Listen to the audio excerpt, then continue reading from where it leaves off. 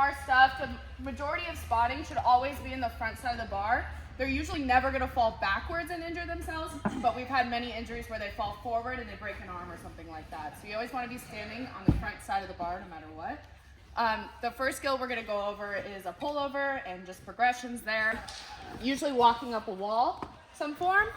You can put a cheese mat in front so that it's easier for them to get their feet up there. But just walking their feet up, and then if they're comfortable going over the bar, then once they're good at that, stairs are great because you can do 2 steps up and then pull over the top. So 2 steps up, 1, 2, and then kick over the top, and that'll help them get up. So you can do multiple.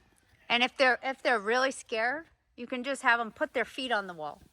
And if they're still really scared, you know, just touch the bar. Whatever it is that makes them feel successful. Yep. Just kick up, walk higher. Next time we'll try it a little more, but you don't, if that's too hard, don't worry about it. So then when you spot a pullover, though, again, positioning yourself in front of the bar, you want them to walk up, grab behind, and then you're gonna push their feet down and lift their shoulder up to help them push up. You need to round, look at their belly button. You need to have their toes pointing towards the ground, and that'll help them get their weight up and over the top. So when you teach a pullover, technically you're supposed to do it with the upper body strength and using their arms, but some kids don't have that strength, so there is a way to cheat the pullover, so you're just using jump. And that's with the bar being exactly at the right height, which is right at your neck. And you have them step forward, jump, and they can throw their head back and straighten their arms and still make it. It's not the exact correct pullover, but it is a good way to get them successful on it. So they step. So if you really have it at the right height, you can lay back and still make the pullover. Okay? On this side, and I'm a righty. I don't know if it's whatever you feel comfortable. A bad cast, yeah, let's see it. And around and up. Yay! Alright. That a lot of the kids will want to put their foot hooked over the top, and if they're doing that, they can fall forward. Gymcats actually had to go break their arm doing a TikTok. So, again, you make sure that they're ready to go, and if they're starting to do that, tell them to just touch the top of their foot and to not touch the bar at all, because we don't want them to be hooked. Glide swings. For a glide swing, I just want to talk about technique really quickly. This is to eventually learn a kick in gymnastics, if you don't know. So you're going to have them put their feet on the block to start. No jump. They'll just put their feet up on the block. And then they're going to roll back and forth, bending at the hips and not the shoulders. And you want them to be looking at their toes and having the toes pointed and legs squeezed together. A lot of the time they'll want to throw their head out like this and just use all shoulders. But you want them to be looking at their feet and staying in a pike shape. Once they're good at that, they're like, this is too easy for me, it's stupid. You can have them jump up and try to put their feet on and glide out and then come back to the stand. Can you do that? All right, let's see. Jump, glide, and back. Yeah, cool. And then if they're good at that, you can do it with a slider as well, which is the same thing. Pretty much slider, slide in, slide out. Yeah, cool. Again, they're trying not to do shoulders, they're trying to do it all hips. And then once they're good at that, you teach them over the floor. You want their feet to be as close to the ground as possible in that pike shape. Cool. Laura, I like to have the kids just do like 3 glide swings on a barrel because their hands tend to slip and go down. So don't let them do 600. Just keep going forever. Do 3 and tell them to stop, restart again, blah, blah, blah, blah. And 2 per station would be good for that. Yeah. So squat on is a really big injury one that we have. We actually had an injury on it this year. So for a squat on, they're going to start. Usually, not even in a push-up position, they'll just be starting kind of in a squat and trying to just get their 2 feet on the bar. They'll step on usually, and then just do a quick jump off. Ooh, hopefully forward though.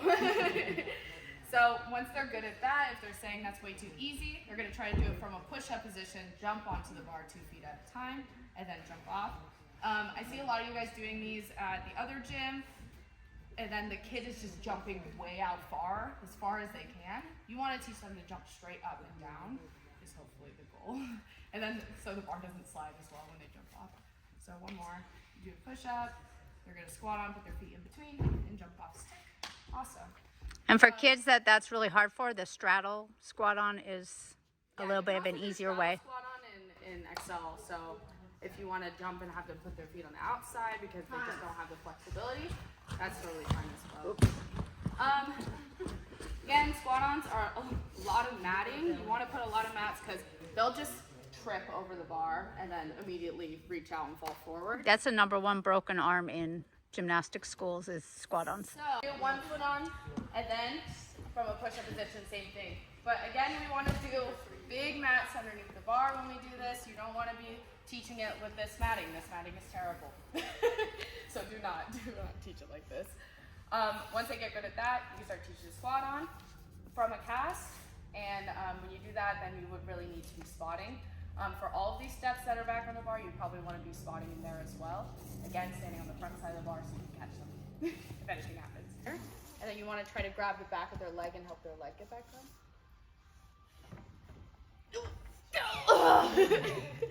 All right, bad example. But yeah, so you want to be able to lift them and help them get their leg up. So she has to do a little more cast, A little more cast, a little bit. or you have to be a little stronger spotter, either one. There. There. So, again, front side of the bar, upper arm, and the back of the leg. Yeah, color bands, a panel mat, and landing in a lunge with the correct foot in front. And with your back foot first. Ready? Hands. Just a regular cartwheel slam. There you go. Yeah. So depending on the level they are, this is more advanced. yeah. Go.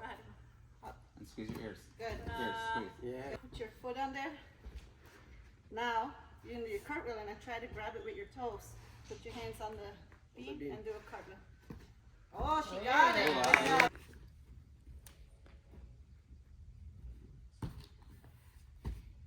Yeah. When you reach, you want to pick up, and you're going to reach, it might be too far away. I want to show you the more advanced version, just miss the whole thing and just grab the pick block. Yeah. Circus and circle time warm-up. So I would be like, hi friends, we're going to the circus today. All right, Coachy is gonna be the ringleader and have my elephants follow me. So we walk over. Yeah. All right, friends, find your circle. Get that elephant from up and down and pick up your peanuts and throw them up. Yeah. All right, let's turn into lions. Now let's run in a circle. Run. How fast can you go? Run. Voice as a lion make he says All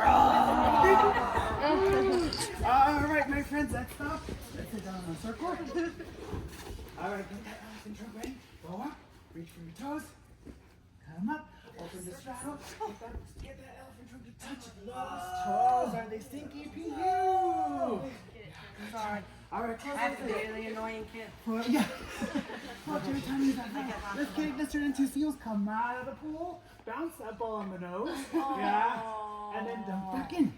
All right, get those zebras out. Kick those zebra legs. Donkey kicks up. like a donkey. Yeah, like a donkey said. Yeah. All right, friends. Grab your circle. Oh, now we're gonna go on the trapeze, and we walk our circles to our yellow clean up box. our toys after our you leave. toys away. Okay, so you're going to start over here. You're going to walk up the ladder and grab your dinosaur kitten, whatever. Dinosaur kid. And then you got to dip your pterodactyl down the stairs, get your arms out, and then put it in your chin and roll. Got to keep it safe. Oh. Jump up.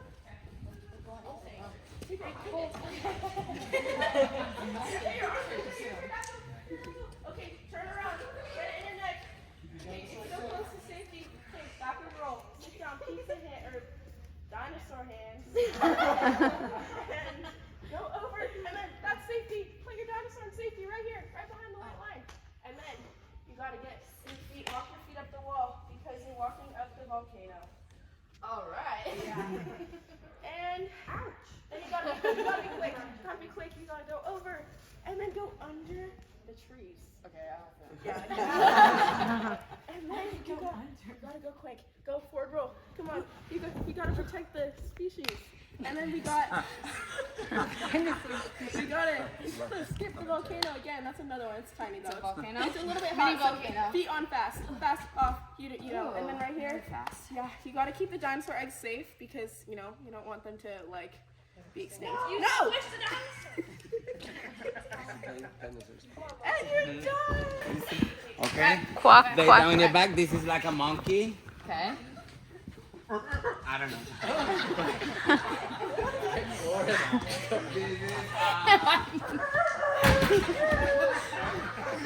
A rooster. No sound here. Flamingo. Flamingo. Here. I know what's my girl.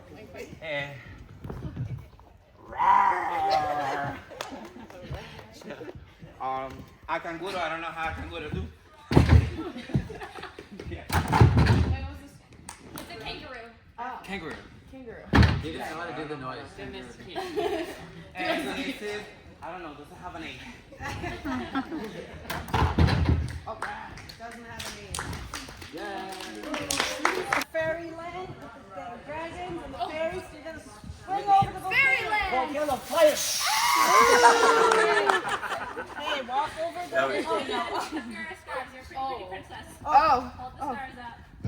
Oh, I forgot to say something. Save Hold the on. bear. That's our We have to save the bear, so we gotta go all the way around to save our bear. But he's trapped in the castle all the way on the tower, so we gotta go around. Lowlands. Good.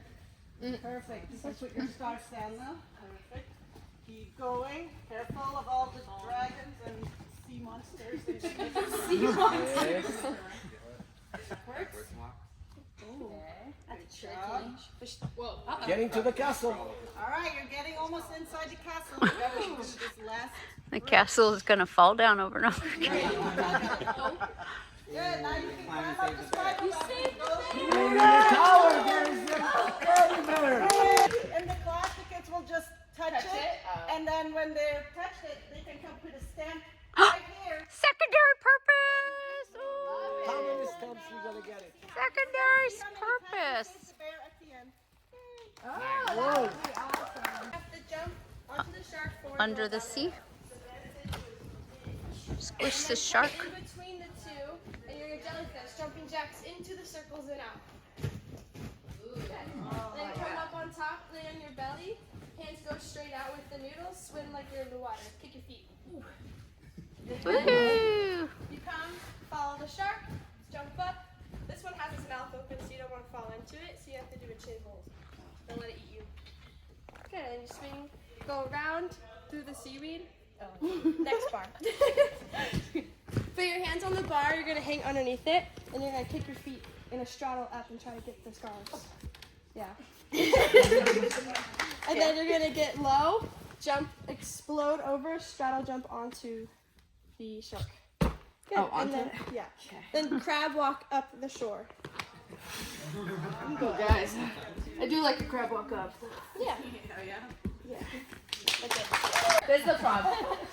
On Charlie's trial day, he kept running away and not participating. You mentioned to his parent that sometimes it takes some time and you'll work on it with him. He enrolls in your class, and week after week he continues to be a disruption. You decide today that you're going to talk to his parent about his behavior. What would you say?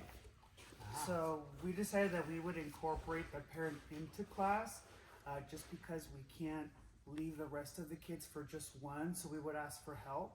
After Not that, to like walk around with you. yeah, and then after that, we would talk about next steps if it's starting to be a problem.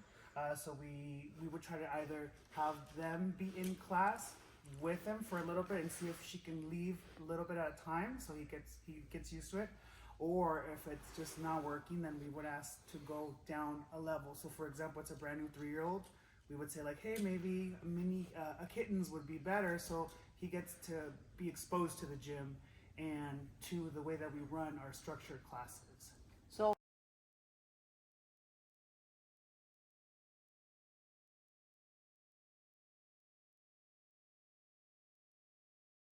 In her flyers class. You ask Sophia what has changed, and she tells you that her dad has been having her do an hour of trampoline at home every night, and she's just tired. You find out that dad is coming to pick up Sophia from class today. What are you going to say to dad? Can we act it out? Oh, yeah. Yeah. Scene. All right.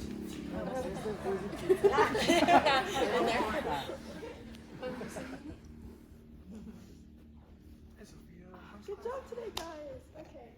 Oh, you must be sitting in class. Yes, I am. Losing my voice, sorry. Okay. She's been doing so awesome in class today, but she is starting to have a little bit of a fear, and she's a little bit more tired than usual. Okay. She did mention that you guys have been doing an hour trampoline each night, which I think it's so awesome how enthusiastic you guys are about incorporating at-home activities. Oh and yes, trying I've to just get been better. wanting to give her some extra hours. I wanted to excel in the class. Yeah, yeah, I totally understand. I think that's awesome. But I will say that just with her working on new skills at home, without a coach, she could have bad habits, or she could do something that maybe she doesn't know how to handle by herself at home. And so maybe just at home to keep it more basic, like good straight jumps, good tuck jumps, and to just kind of get used to having better air awareness. Okay, we can start to work on some different things. Thank you. Yes, of course.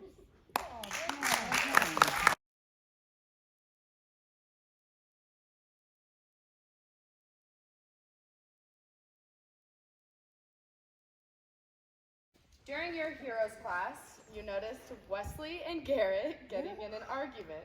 You split the boys up and no other problem seemed to arise. After class, Wesley's parent comes up to you and says, "I'm very concerned about Wesley. Garrett pushed Wesley and you didn't punish Garrett. Instead, you punished Wesley and you made him move to the back of the line. If that's how you think bullying should be handled, then I think we need to switch to a different class."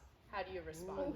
Okay, we're gonna exit out as well. All right, I'm coming out of the class. Good job, everybody. All right, I'll see you next week. Excuse me, Let Coach me find Mika. this one.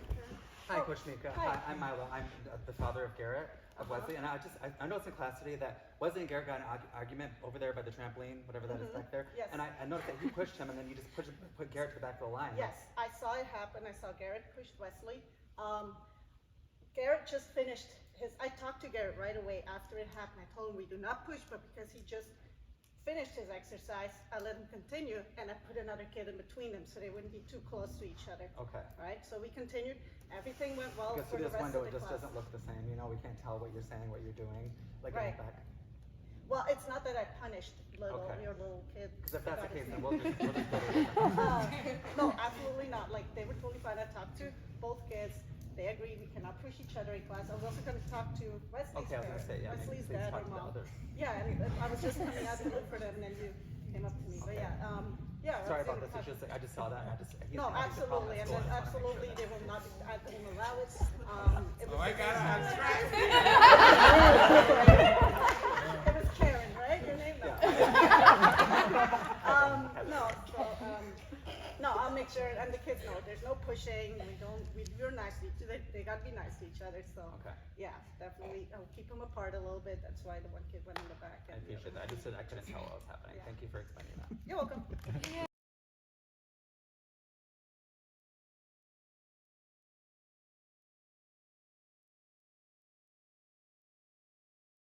This group.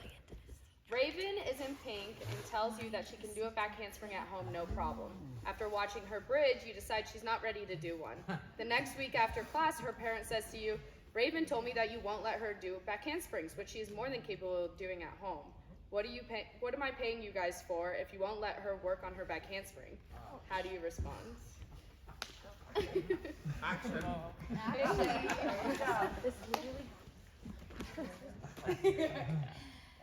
Hi, so I was wondering why Raven's not working on her back handspring. She definitely did it at home in the backyard.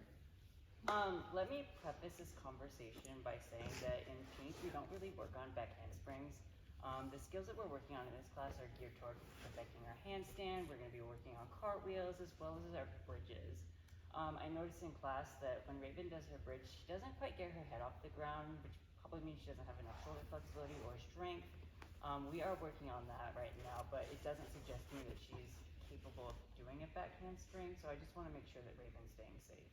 Okay, is there anything else she should be working at home then to help with the back handspring, or should we switch classes? How should she go about that? So I know that she wants to work on back handsprings. We do have a trampoline and tumbling program, which is also geared toward learning how to work on that stuff.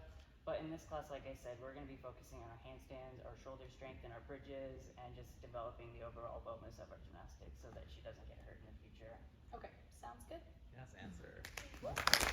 So, but what if, okay, so, but what if they said, well, I don't really think that's important. She wants to learn her back handspring.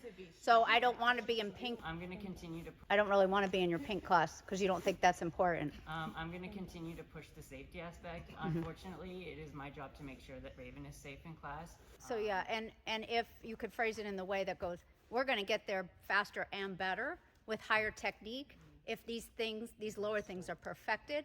So you may think we're not working it, but when you want to learn round off 3 back handsprings to a layout, you're going to make sure you have good shoulder flexibility on a basic bridge. So you try to like put it in their interest as to why they really care about perfecting that bridge that you seem to think is so important. They don't. It's kind of saying yes by saying no. Right.